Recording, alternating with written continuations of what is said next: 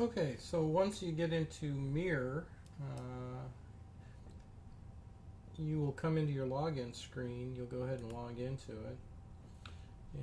And we want to make sure that the patient has the ability to access the portal. In order to do that, we're just going to come up here and grab any old patient. So I'm going to go up to the patient menu, go to patients, and I'm going to look up our buddy Test.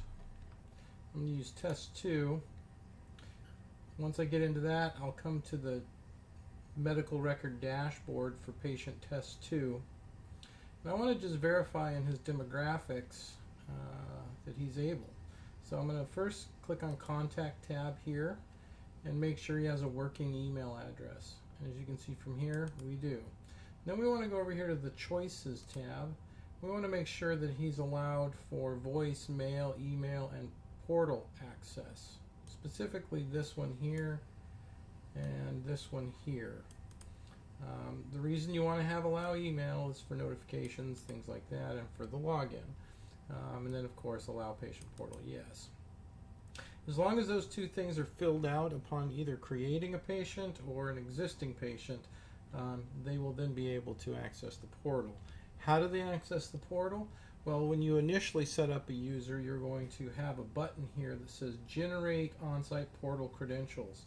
Once you click on that, it'll pop open a box that looks identical to this. And it will email that person the reset password link and the link to access the patient portal. Um, if you need to reset a patient's credentials, you would click the Reset On-Site Portal Credentials. It pops up in the same box. You can assign a temporary password here and change it, and then save it. And then once you save it and close, it will then send that notification to reset the password, recreate their password for the portal to the person's email address. And that is all you have to do to verify that a client or patient can access the patient portal. Now, with that being said, the next thing we're going to want to do is make sure that we can send that patient, if it's a new patient, make sure they have access to their provider's consent and disclosure form. And we do that through the miscellaneous table link. Drop down up here, and then portal dashboard. And so we'll click on that.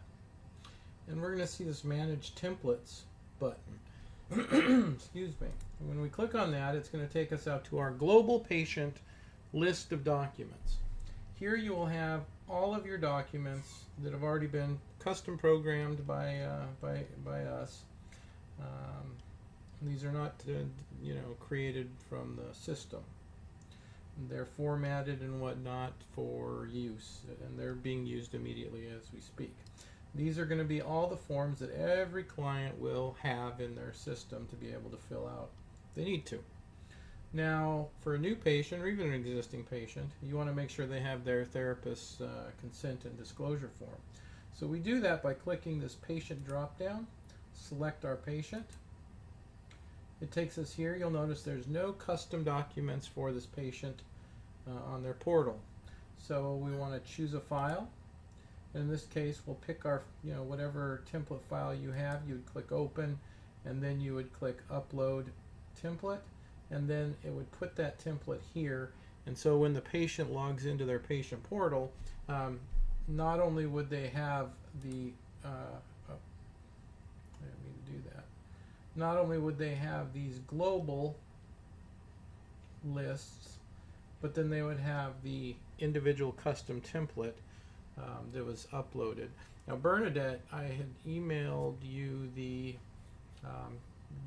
list of templates that we programmed for you to upload to patients, and this is how you would do that. Make sure that you use the ones that I had emailed to you, though, because anything else is going to come out looking like robot language. A bunch of ASCII symbols and things like that, like you'd showed me before.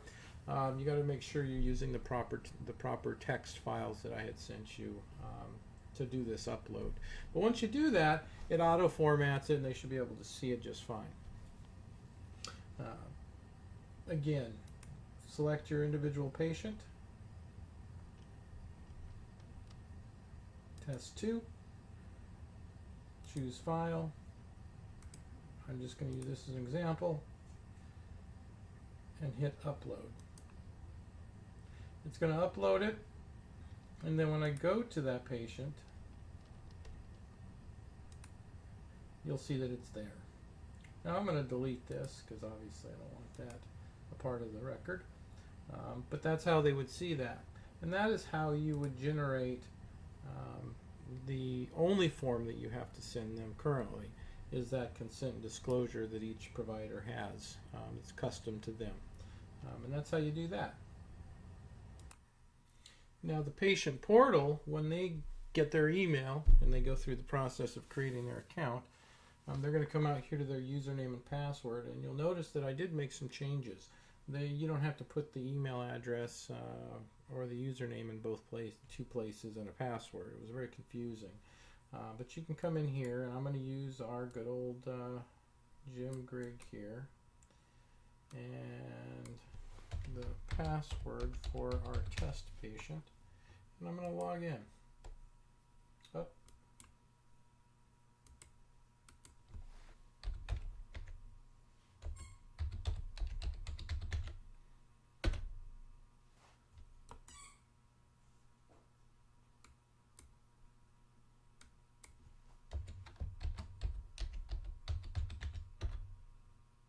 There we go.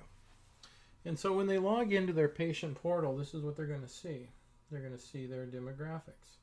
And of course, if they want to change any of that, they can shoot you an email through the secure chat or the secure messaging to do that, or they could just call you.